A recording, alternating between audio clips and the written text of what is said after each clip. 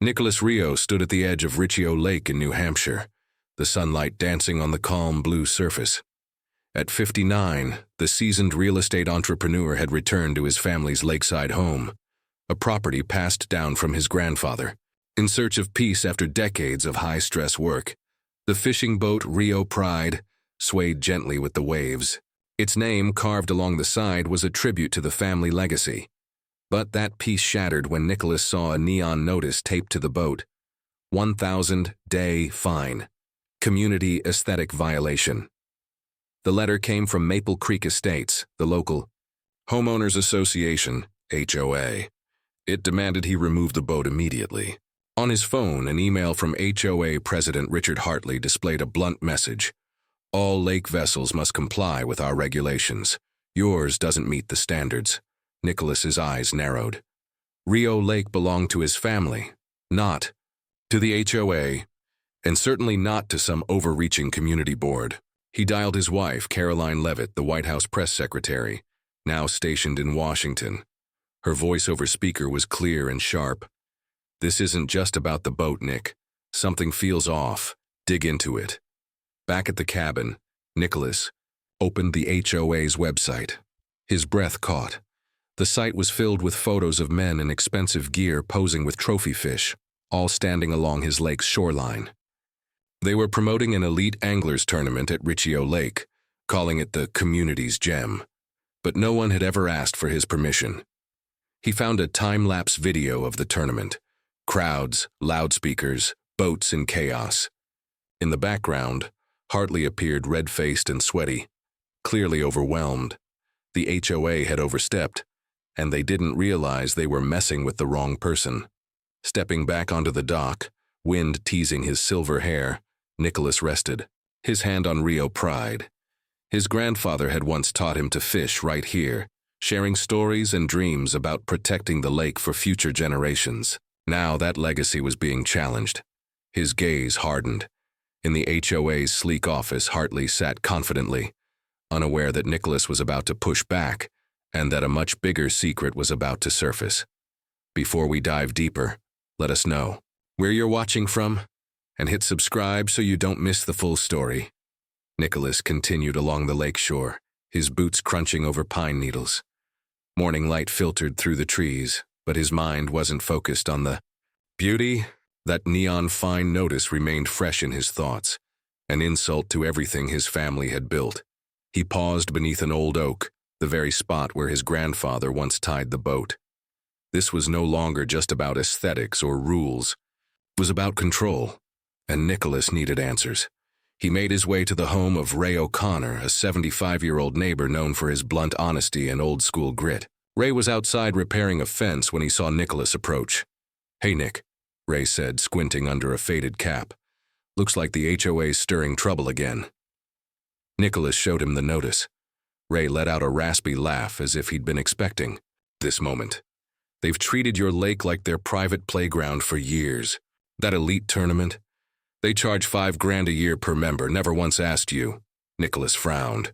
The deeper issue was becoming clear. Ray leaned in, his voice lower. "They tried to push me off my land once, wanted to build a resort. I told them to beat it. But you own the lake, that scares them. They didn't think you'd ever come back." Ray gestured toward the eastern shore where birch trees thinned out. "Take a look over there. You'll see." Nicholas walked across, to the far bank. The soft ground showed tire tracks and wooden stakes driven into the earth. A small crooked sign read, "Exclusive Fishing Zone." It was clearly on his land, and it had been placed without his consent. He knelt, snapped photos, and kept his emotions in check.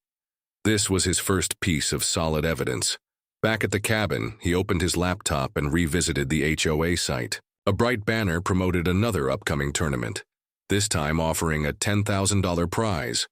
Photos showed smiling men holding base, tents along the shore, even makeshift docks. The entire event was staged on his lake, but there was no mention of the Rio family. He played a promo video. Music, laughter, party lights. Hartley appeared again, proudly calling it a community tradition. Nicholas clenched his jaw and slammed a fist onto the table. It was time to act. He called Sarah Conway, a trusted real estate lawyer and longtime friend. She'd met Caroline years ago at a political event in New Hampshire. Sarah picked up immediately. "Nick, if you own the lake, they're trespassing," she said, calm but firm. "Send me the notice and all your documents. I'll start reviewing them right now." Nicholas dug through his grandfather's old file cabinet, dust rising as he unearthed a thick stack of documents. Among them, a faded purchase agreement from the 1960s, proof of ownership for the lake. He snapped photos and sent them to Sarah, feeling as if each file was a loaded round in an unseen war. But he didn't stop there. Without wasting time, Nicholas drove to a local electronics store and bought 4 wireless security cameras, all equipped with night vision and motion sensors. As the sky turned crimson at sunset, he carefully installed them around Riccio Lake, especially along the eastern shore, where the HOA seemed most active. He buried cables beneath soft dirt, hiding the cameras behind shrubs. Quietly, he turned the lake into his watchtower. Later that night, his phone buzzed with its first alert. Footage showed a black SUV pulling up to the eastern shore. 2 men stepped out, one of them wearing a shirt branded with the Elite Anglers logo. They examined the crooked exclusive fishing zone sign, hammered in a new stake, and drove off. Nicholas watched the clip again, anger bubbling just below the surface. This wasn't careless overreach. It was bold. They were acting like owners. He sat quietly in the cabin's living room, phone screen casting a glow across his face. Then Caroline called. Her voice was staticky but urgent. "Nick, I checked with people in New Hampshire. Hartley's got ties to a local senator. This might be bigger than we thought. Be careful, but don't let them steamroll you." He nodded. Instinctively, even though she couldn't see, outside the window, Riccio Lake lay in darkness. His grandfather had once called the lake a family gift, but also a responsibility. The HOA wasn't just breaking rules. They were trying to erase a legacy, and Nicholas wasn't about to let them win. As dawn broke, golden light danced over the lake like shards of glass. But Nicholas barely noticed. The fake signage, the footage, all of it pointed to a deeper plan. In his lakeside cabin, he opened his laptop. A single message from Sarah blinked back. "Meet me now, I've found something big." Nicholas threw on his jacket and drove down a bumpy road to a small cafe in Atkinson. Through a foggy window, he spotted Sarah waiting. Her hair was tied back, steel-rimmed glasses catching the light. She slid a folder across the weathered table. "This is it. Your grandfather's original 1963 contract," she said, pointing to faded text. "Your family owns the lake, water, and 15 meters of shoreline. The HOA, no rights at all." She flipped to another document, a 2015 development plan from Maple Creek Estates, stamped by the county. They acknowledged Riccio Lake as private property. Hartley knows. He's just manipulating the board and the community. Nicholas scanned the documents, relief flooding him, but anger still simmering beneath the surface. Sarah leaned in, lowering her voice. "I found something else. County report shows the HOA applied for approval to build a $50 million resort on the eastern shore. Hotel, marina, golf course. Hartley's name is all over it. But he's not alone." Nicholas stared at her, eyes sharp. She continued. "A local. Democratic senators backing the project. He's desperate for campaign funds. This resort, it's their golden goose." Nicholas braced his hands against the table, fingertips digging into the wood. "They want to turn my lake into a cash machine," he said, voice tight. Back home, he reviewed new footage from the security cameras. One clip showed headlights cutting through the dark. An SUV parked near the eastern shore. Hartley stepped out in a gray suit, followed by 3 men, one holding rolled-up blueprints. They paced the land, pointing toward the water. The camera's microphone picked up Hartley's voice, cold and matter-of-fact. "Get rid of the lake owner, and this is ours. Boston investors are ready to pay." Nicholas's chest tightened. This was never about aesthetics or boat regulations. They wanted the entire lake, and they were preparing to take it. His phone buzzed again. Caroline. Nick just got off a call with an advisor in New Hampshire. The senator backing Hartley, under investigation for bribery. That resort? It's a front. They're using it to funnel money into the campaign. Nicholas smirked, lips curling into a blade-sharp grin. Hartley thinks I'm just some tired old man. Well, Caroline replied, he's clearly underestimated you. I'm digging deeper. Don't let them stay ahead. The call ended. Nicholas sat quietly for a moment, then opened a weathered chest in the corner of the cabin. Inside lay his grandfather's journal, its leather cover cracked with age. He flipped through pages of silver ink, memories etched in careful lines. One entry stopped him cold. The lake is for the community, but only if they respect it. Nicholas closed the journal slowly. That wasn't just a note, it was a call to action. He wasn't just protecting property anymore. He was honoring a promise. Under the yellow lamplight, he composed an email to Sarah, attaching the latest footage and requesting she prepare formal legal action. Then he returned to the security website and ordered 2 more cameras. These would cover the road to the eastern shore, where Hartley often visited. He installed them by hand, burying the wires in fresh dirt, sweat and mud covering his hands. As darkness returned, another alert came through. An HOA truck parked quietly near the eastern shore. Workers unloaded steel stakes and coiled chains, getting ready for the next big tournament, as if the lake was theirs. Then, an email from the HOA arrived. The subject line stood alone on the screen. Upcoming community meeting. Attendance. Requested. He read the lake usage rules slowly, lips curling into a tight grin. This was it, his chance to face Hartley directly, to see how he'd react when confronted with the truth. Nicholas closed the email, shut the laptop, and stepped outside. Cold air filled his lungs as the moonlight danced across the lake like a quiet secret. Hartley and his crew thought they could take the lake with money and deception. But Nicholas wasn't one to fold. In 3 decades of real estate, he'd stared down far tougher enemies, from Wall Street sharks to multinational developers. And each time, he'd outlasted them with grit and planning. This wouldn't be any different. Back inside, his thoughts spun like gears. The upcoming HOA meeting, that's where he'd make his first move. Meanwhile, in a dark paneled office miles away, Hartley flipped through resort blueprints, tapping the desk confidently. Riccio will give up soon, he muttered, not knowing Nicholas was already laying the groundwork for a counterstrike.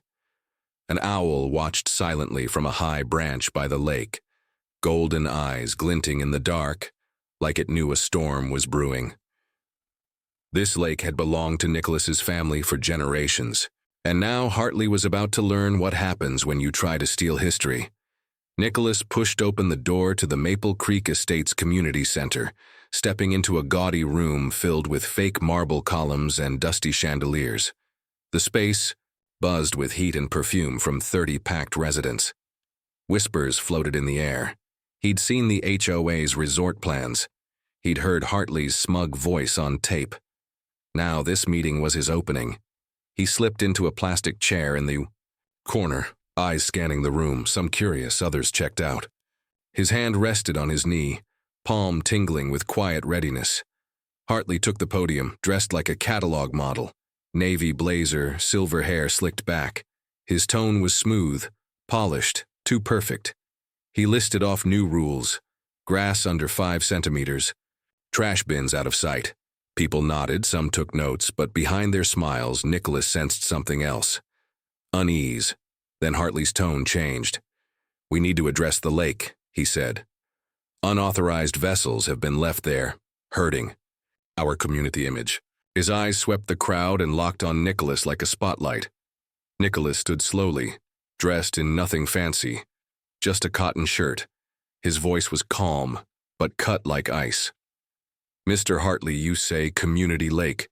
Which lake are you referring to? And can the HOA produce any documentation showing they own or manage it? The room went still. Only the soft hum of the AC remained. Hartley hesitated. Maple Creek Estates has managed that lake since the community began, he said, gripping the podium. We have historical agreements. Nicholas took a step forward. What agreements exactly? Because I have the 1963 deed to Riccio Lake. It's in my family's name. Can the HOA match that with actual documents? Gasps and whispers followed like ripples on water. A man in glasses leaned toward his neighbor. Is he serious? Hartley tried to wave it off. This isn't the place to get into all that, he said. We'll resolve this legally. Suddenly, a woman in the front row stood up. Ellen Parker, around 50, wild blonde curls, eyes blazing. Don't dodge, Richard. You fined me $200 for planting red tulips that didn't match the neighborhood palette. Now you're saying we own the lake, but where's the proof? And where's all our HOA money going? The room erupted. $5,000 a year and the lake's full of garbage, one man shouted. Hartley banged the podium. Order. But the tension had cracked through. Nicholas saw his moment. He spoke, slowly. If the lake belongs to all of us, then why is only the Riccio name on the deed? And why does the HOA hold fishing tournaments there, charging thousands, without the landowner's consent? Hartley opened his mouth, but no sound came out. Tom Bradley, head of the Elite Anglers Club, stood up. Tight polo, red face. Don't ruin this, Riccio, he barked. Our tournament is the pride of this place. You should join instead of stirring.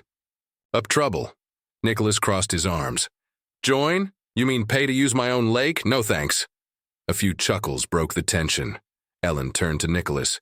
If you have proof, I'm with you. Hartley owes us answers. Hartley snapped. Enough! Anyone who defies the HOA will face consequences. That shut the room down. But Nicholas just smiled. Thin. Knowing. Like he'd seen something no one else had. The meeting dissolved into arguments and side conversations. Bradley pulled Hartley aside. We need to shut Riccio down before the tournament, he hissed. He knows too much. Hartley nodded, visibly, shaken. They didn't see Nicholas nearby, listening to every word. Outside, the night wind hit him hard. Streetlights cast long shadows on the gravel.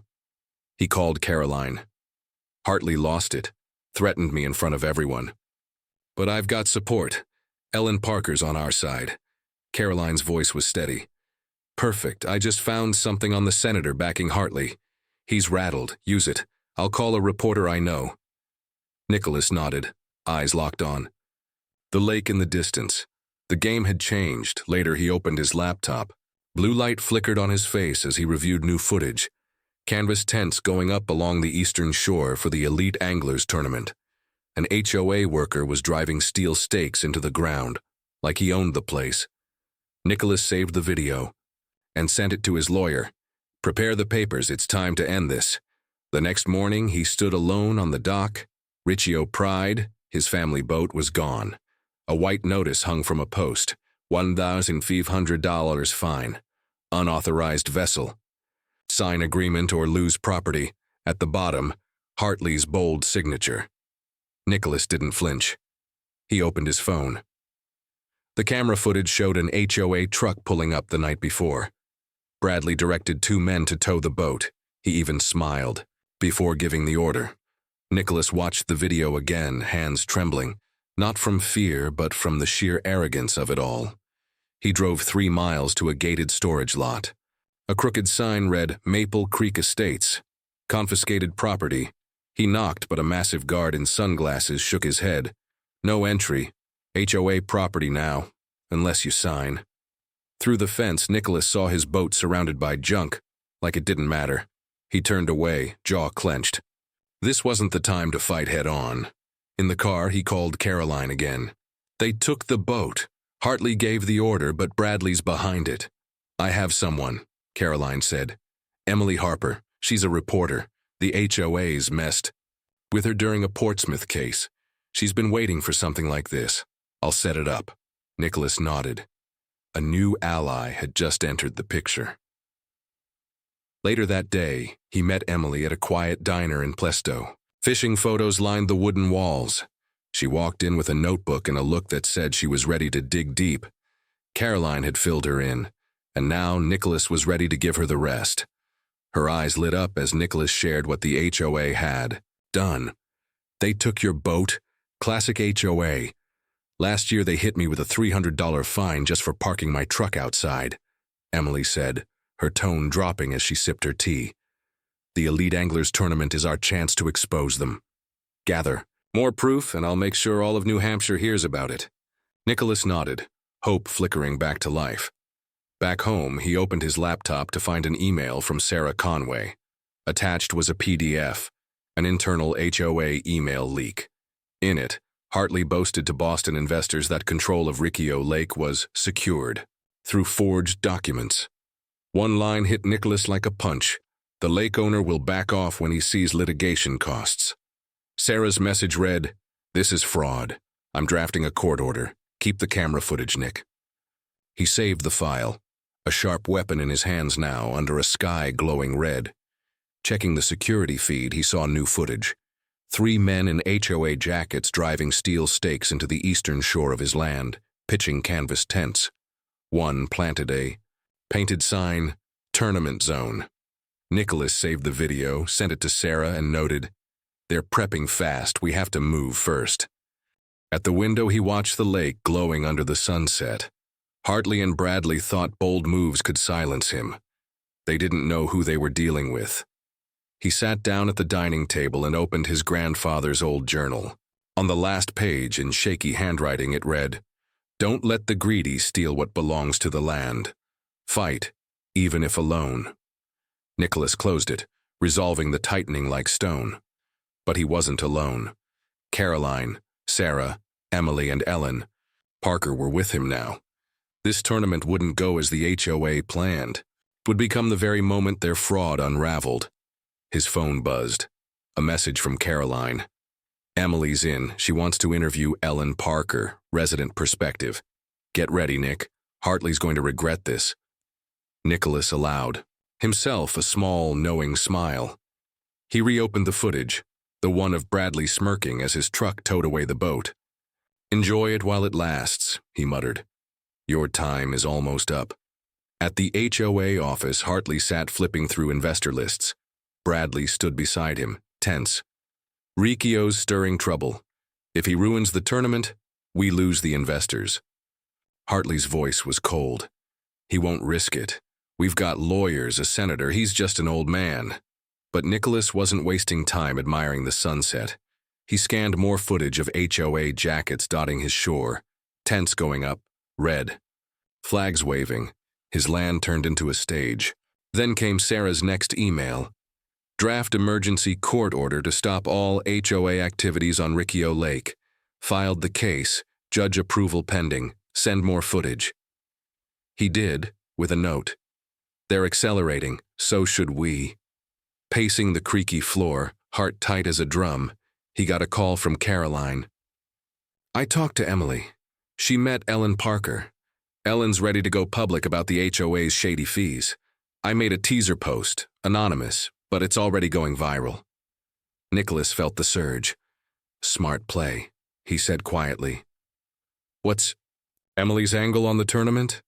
"She'll be there, camera rolling, just don't let Hartley smell the trap." Nicholas glanced out the window. The lake reflected a fiery sky. Caroline's post was stirring the waters. The internet was whispering. The pressure on Hartley was growing. He pulled open a drawer and found a faded photo, his grandfather beside. The Riccio Pride boat, beaming. "The lake's not just land, it's a promise. Keep it, no matter what," he had once said.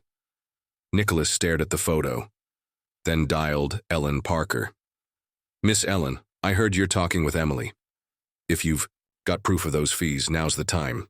Her voiceover speaker was unwavering. "I've got 7 years of invoices, lake fees, not one repair.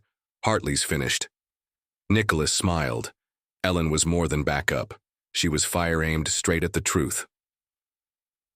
Later that night, Nicholas walked along the eastern shore under moonlight, checking cameras.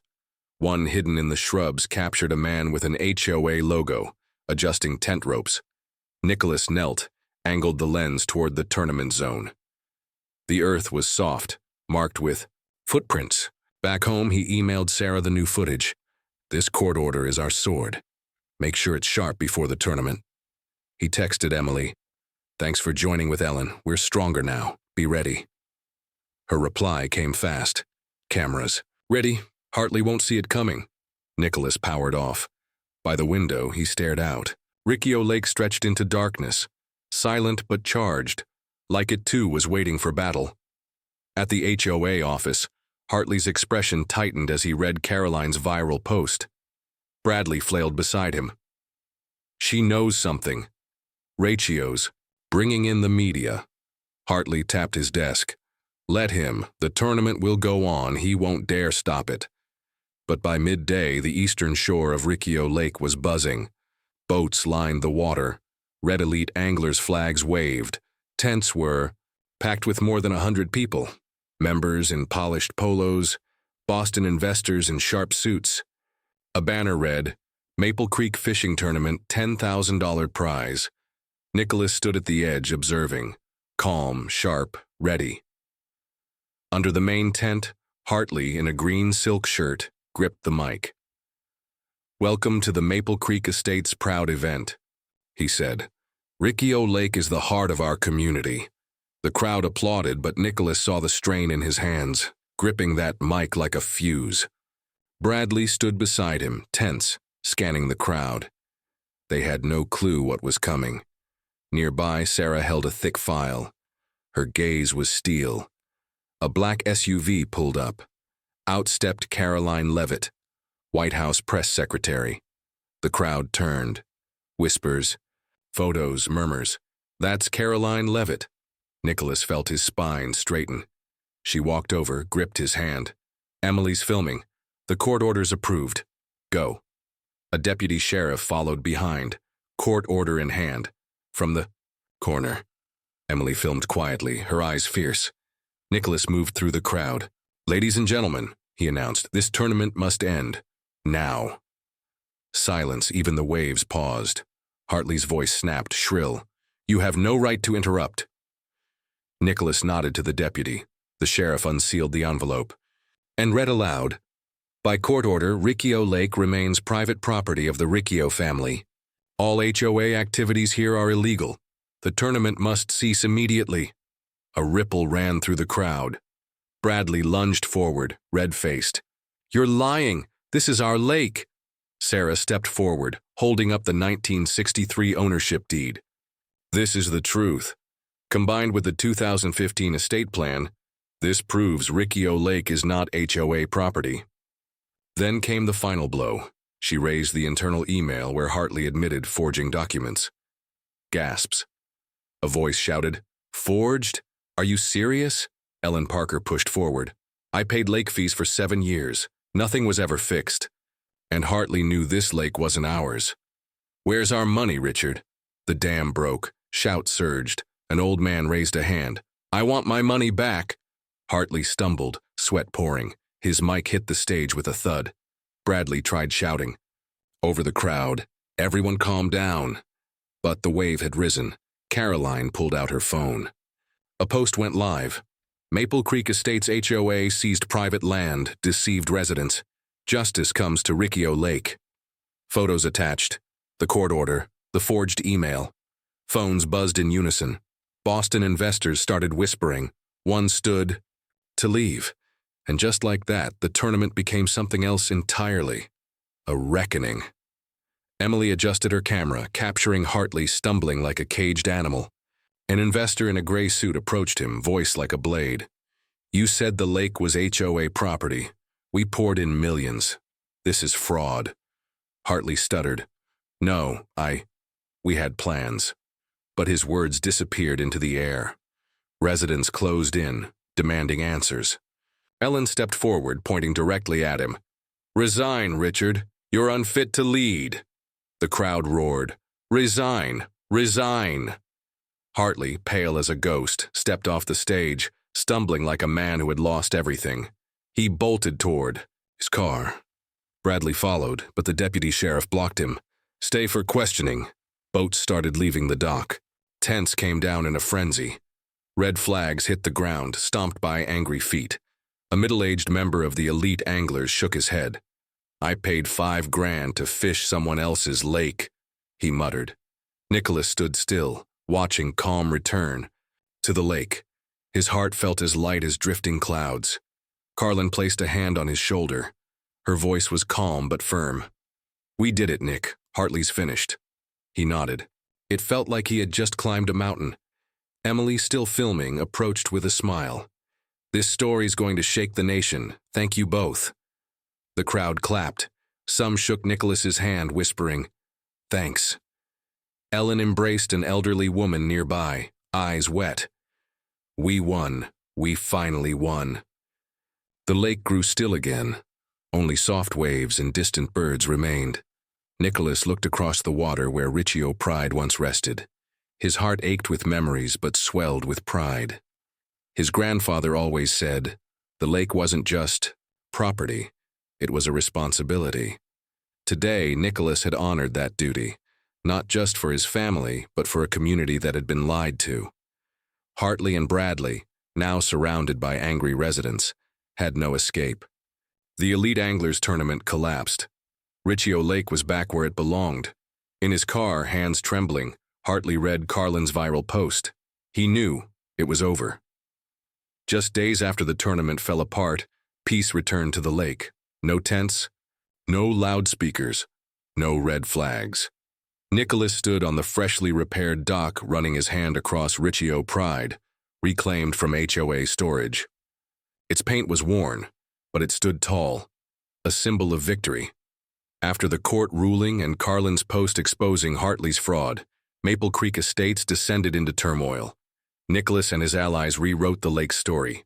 Emily Harper's article, "HOA Deceives Residents, Seizes Private Land at Riccio Lake," exploded online.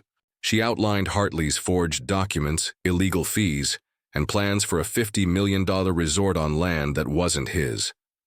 Ellen Parker was quoted, providing HOA invoices that proved no money went to lake upkeep. Fox News caught wind. Carlin appeared, live, delivering her message with a statesman's clarity.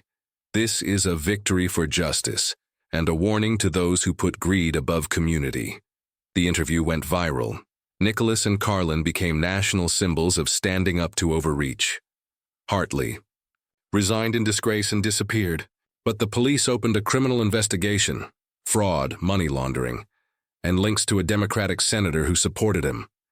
The elite anglers club disbanded quietly. Refunds were issued. Members left in shame.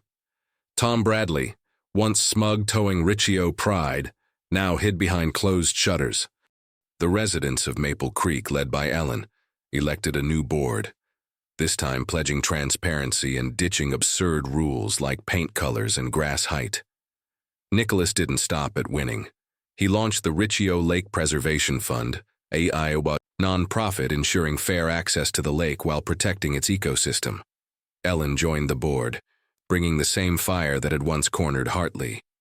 "This lake is for everyone," she said, "but the right way." Nicholas nodded. His grandfather's legacy was alive. Carlin, even with her schedule in Washington, returned to host a White House fundraiser for the fund. In a stunning ballroom, she took the podium. Her green dress shimmered as she spoke. "Riccio Lake isn't just a place. It's living proof that truth still wins." The event pulled in hundreds, business leaders, conservationists, citizens. The lake had become more than a local treasure.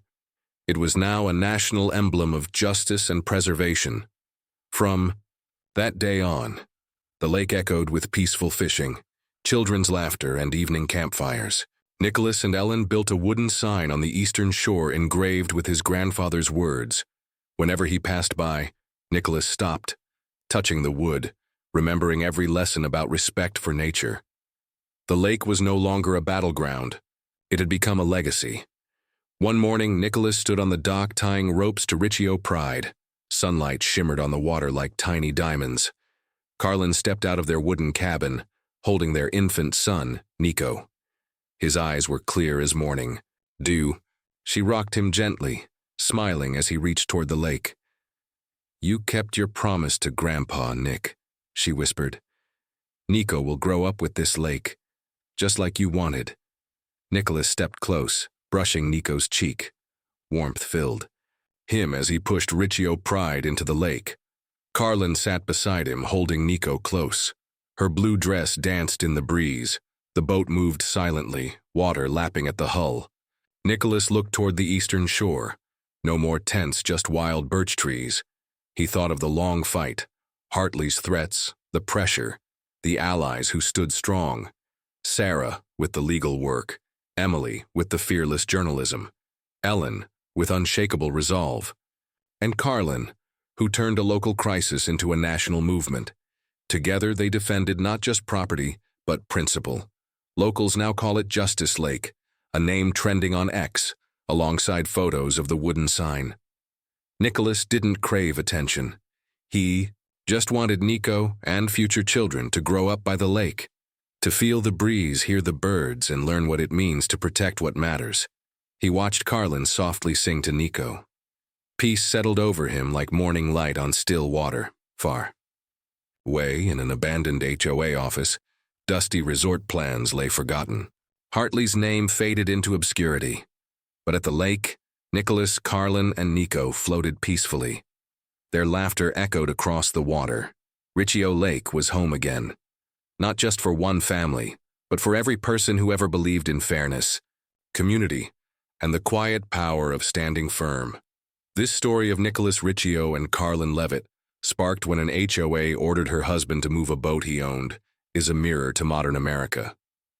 It reflects struggles with property rights, HOA overreach, and what happens when ordinary people push back. In a nation where HOAs govern millions of homes, but often act without accountability, this story reminds us, keep your documents. Capture the truth. Stand your ground.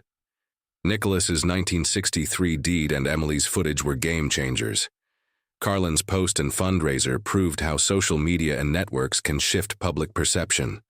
Ellen and the Maple Creek residents showed the power of unity, how one voice backed by a crowd can upend an empire. Learn from Nicholas, be prepared. Learn from Carlin, speak boldly. Learn from Ellen, organize. In today's America, where justice must be fought for, it's persistence and truth that win. Just like Riccio Lake found its way home. Thanks for joining us on this journey. Subscribe to the channel for more stories where truth, community, and courage rewrite the rules. We'll see you in the next video.